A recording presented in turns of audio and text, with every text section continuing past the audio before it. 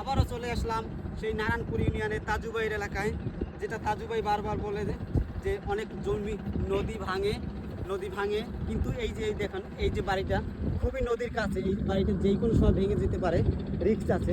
তা তাজুবাই কেন এটা দেখায় না? তাজুবাইয়ের নজরে অবশ্যই এটা আনা উচিত। আর এই যে নদী ভাঙাগুলো, এগুলো অবশ্যই তাজুবাই ক্যামেরায় দেখানো উচিত যে আসলে নদী ভাঙতে আছে। এই যে আমি আপনাদের দেখানোর চেষ্টা করছি যে এই এলাকায়, এই যে দেখুন ভাই, অবশ্যই সঙ্গে থাকুন, আমি দেখানোর চেষ্টা করছি। এই যে দেখুন,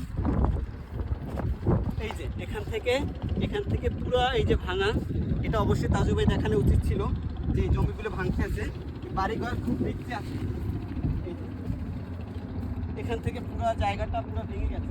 আমি যে উপরে বাড়িটা দেখিয়েছি, এই বাড়িটা দেখেন যেই কোনো সময় এইটা ভাঙতে পারে। এই যে এখান থেকে কতটা নিচে হয়ে গেছে, এখান থেকে যেই কোনো সময় এটা পড়ে যেতে পারে, রিস্ক আছে। তাজুবাইয়ের অবশ্যই এগুলি দেখানো উচিত ছিল, তাহলে হয়তো বা প্রশাসনের নজরে আনা উচিত ছিল।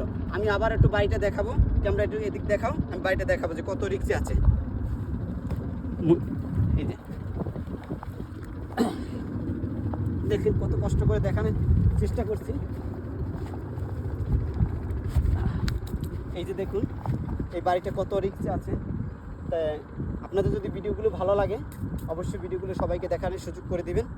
ধন্যবাদ। আর তাজুবাইকে জানিয়ে দেবেন।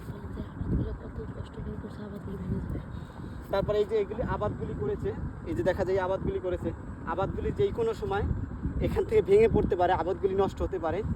আমরা চেষ্টা করব এরকম এলাকা যেন প্রশাসনের নজরে আসে, যে প্রশাসন যেন এটা ভরাটের চেষ্টা করে, যার জন্য কৃষকরা বাঁচবে, আমাদের দেশও বাঁচবে। ধন্যবাদ।